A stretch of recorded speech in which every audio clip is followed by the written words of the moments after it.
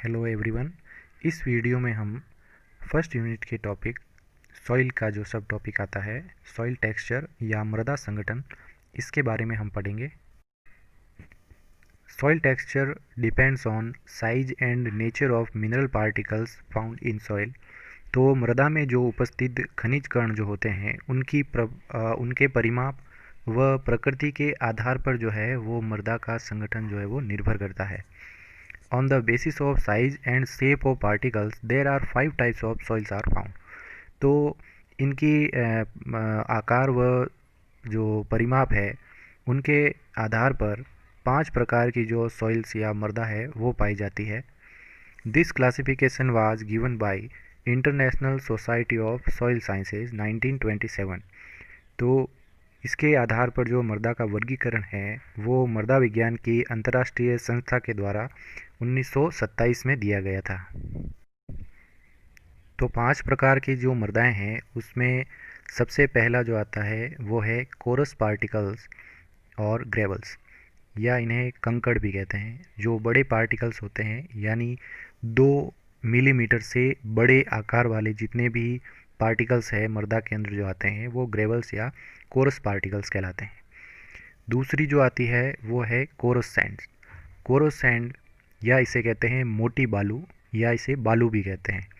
तो ये जो है 2 मिलीमीटर से लेकर 0.20 मिलीमीटर तक के आकार वाले कण इसके अंतर्गत आते हैं।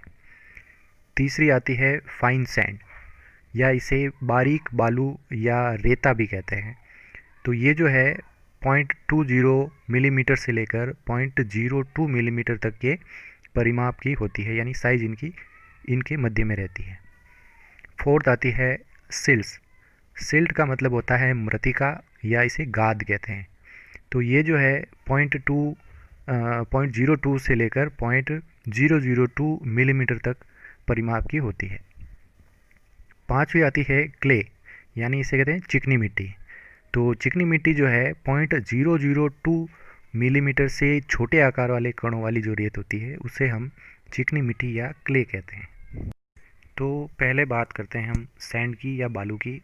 तो इसके अंतर्गत हम कोरस सैंड और फाइन सैंड दोनों ही रख सकते हैं।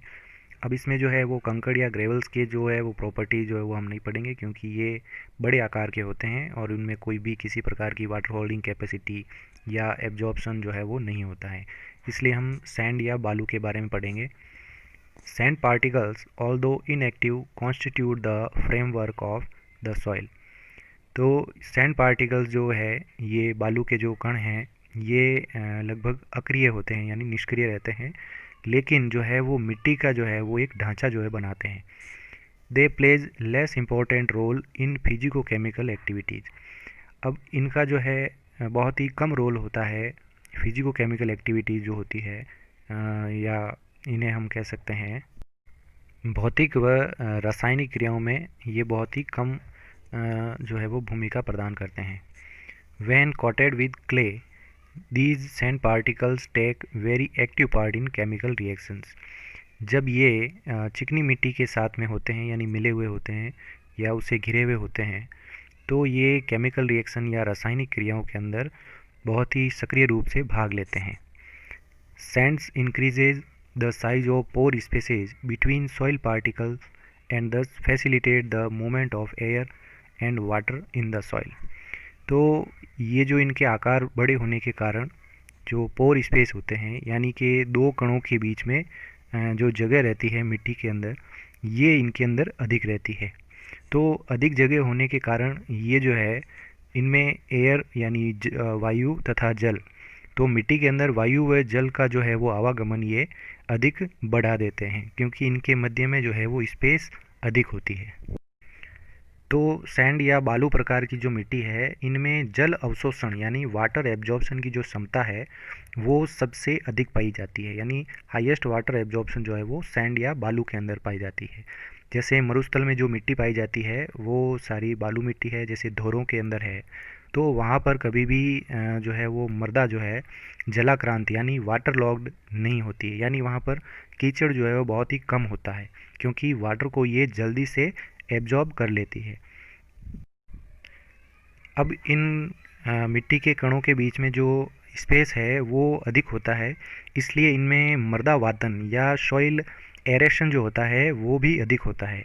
तो बालू मिट्टी जो होती है इसमें हाईएस्ट वाटर एब्जॉर्प्शन कैपेसिटी होती है, और दूसरा होता है हाईएस्ट सॉइल एरेशन। तो दोनों ही जो है वो गुण इसके अंदर पाए जाते हैं। अगली जो मिट्टी प्रकार आती है वो है सिल्ट, या इसे मृतिका या गाद कहते हैं। Silt when wet feels plastic but in dry state feels like flour और पाउडर।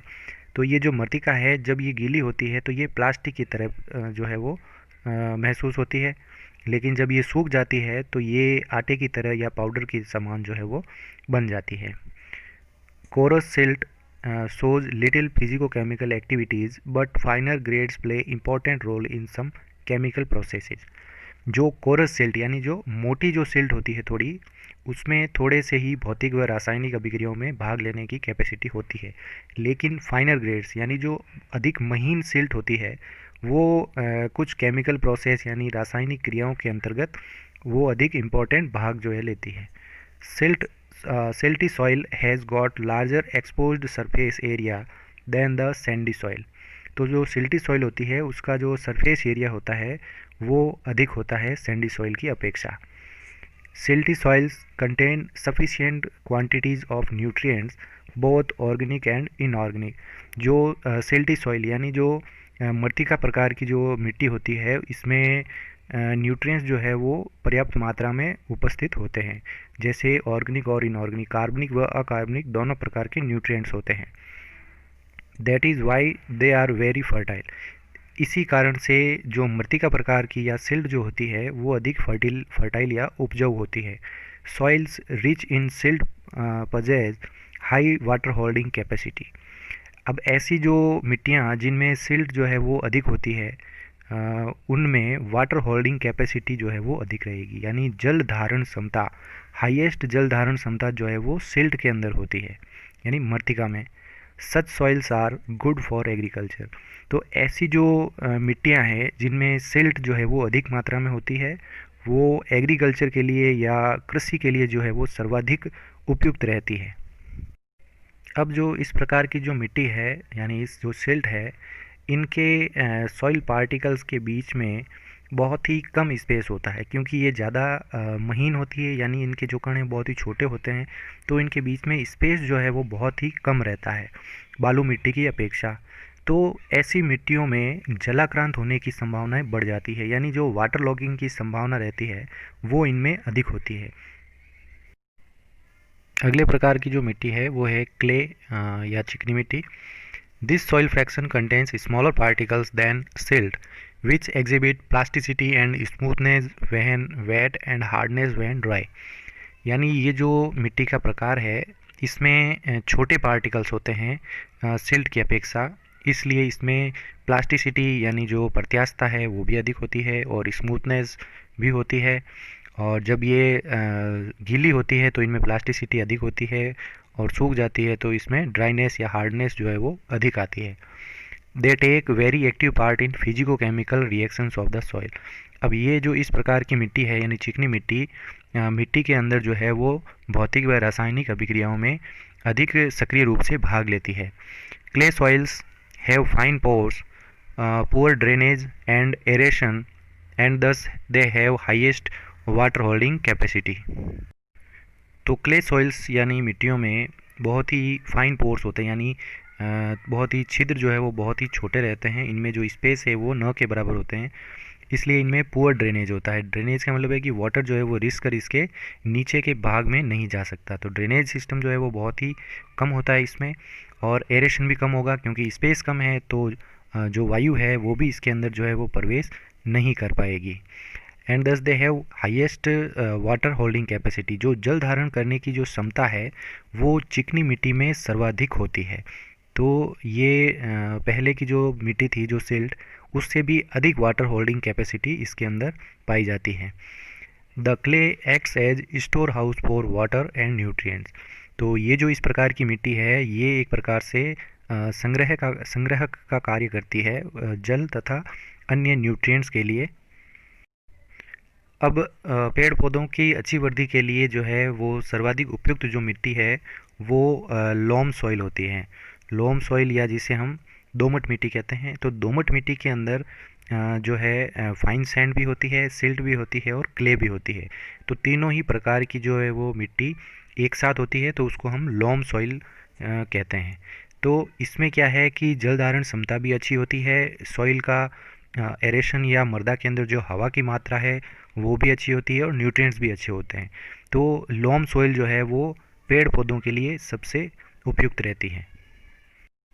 अब बात करते हैं सॉइल ऑर्गेनिक मैटर्स की, यानी मृदा के अंदर कार्बनिक पदार्थों की।